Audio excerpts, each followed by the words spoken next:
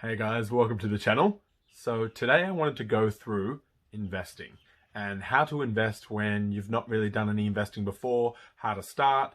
So I wanted to go through 5 tips that anyone in their 20s or any age can start doing to kind of introduce them into the world of investing and get them started on that financial journey. Because it really is a powerful tool to make lots of money later down the track, although you don't get the results, the satisfaction that you want, the heaps of money straight away. It's really a good discipline to get into, and you'll thank yourself 10, 20 years later down the track. All right, moving on to step 1. This is index funds. So for those of you who do not know what an index fund is, it's basically a compilation of the biggest companies in your country or in the world you can invest in as well, and it tracks their progress, and you're basically investing into an index of those companies. So these biggest companies, if one of them goes down, there's still the other 200 or 100 or 500 companies in that thing that it's very unlikely for all of them to go down at once, unless you have like a big global pandemic such as the coronavirus at the moment. They'll all follow a trajectory, and it's pretty much always been around 7%. So the investment growth is like 7%, which is much higher than putting the money into a bank account, and it's relatively safe because you're banking on so many big companies. So the chance of all of them failing is very slim. So investing into these index funds is a really smart way to start, and it's very low risk, and you'll also get much better returns than putting your money into a high interest savings account. So that's the first step, which is index funds. Okay, so moving on to step number 2, this is micro investing. So what micro investing is, it's basically putting tiny little portions away from each time you spend money to accumulate and invest on itself on a platform. So there's platforms out there like Raise or Robinhood in the States, and basically how it works is you go, for example, to a coffee shop and you buy a cappuccino for $3.50.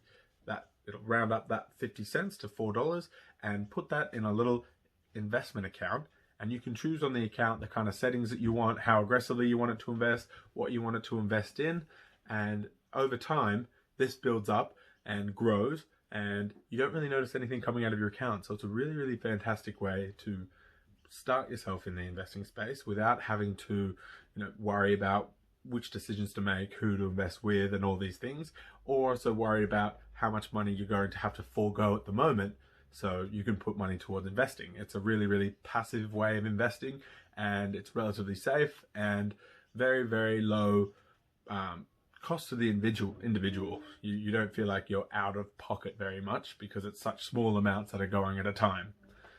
So that's step 2. Okay, so the third step that we've got is budgeting. Now I know this sounds pretty boring, putting a plan of money to put away that you're not going to be able to spend to get some new shoes or go on a trip and stuff, but budgeting a percentage of your income, whether it be weekly or monthly, is a really great way to start out, to really think about the way that you use your money. Putting away, say, 10% into an investment account. Now, at first, you're probably not going to know where to put the money from the investment account, and probably just refer to step 1. You could just put it in an index fund if you're not too confident with what to put your money towards, but it's a really good way to kind of think of diversifying your savings. So having it in a savings account, it's not really going to move anywhere. Putting a budget aside to play with that kind of money and invest in things and grow, it's a great way to kind of change up the way that you view your money. But also it's good to have something in a savings account for a rainy day, or if something happens, there's an emergency and you need to have money. I'm not saying don't have a savings account, it's very important, but it's good to kind of think about other ways to grow your money, because in a bank account sitting there, it's not really going to do much. So try, if you can, start by budgeting maybe even just 5% of your income and putting it towards a separate account, and from that account you do investing. Okay, so now we've got step number 4. Now this is probably the most boring step, the one that you don't really want to hear about, and that's paying off your debts. Because when you invest, your money typically, if you've done it right, will grow over time. But the same is true for the opposite, your debts. If you're not paying them off quickly, the amount you have to pay later down the track is going to multiply, and it's going to expand, and you're going to have to pay a lot more than if you pay it off early. So really, if you've got lots of debts, maybe you're paying off a car finance, or you want to pay off any school loans or school debts or travel debts, you know, it could be anything. Try really focus on getting those paid out first, because those are just going to compound and get worse and worse. And, you know, with debts, the rates are normally quite a bit higher than for the opposite. So the quicker that you get onto it, the happier you'll be later down the track. So really just focus on, if you're portioning money, portion also your salary towards paying off the debt, because the quicker you can get that out of the way, the quicker you can grow your business and get rid of any stresses. And yeah, that's step 4. Okay, moving on to the 5th and final step. This is paying into your superannuation, or your 401k if you're in the States. Basically, when you get a job, you'll get a superannuation fund. They'll put away 9.5%, I think it is in Australia. And that'll just happen on top of your income. So you don't have to worry about that coming out of your money. But what a lot of people don't know is you can actually just put extra money towards that. So there's a lot of calculators and trackers that you can, you know, fill in on the internet, and you can see, if I put in this much money, how much will I have by the time I retire? So for example, if you were to put in, say, an extra $100 a week, and the return rate was about 4% after, say, 40 years of working. Let me just check this on the screen here.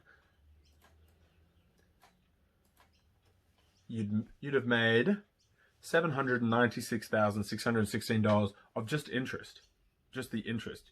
Your total contributions would be at $192,000, so that's the money you put in, and you'd be taking out an extra $800,000 of interest. So it's pretty much quadrupled.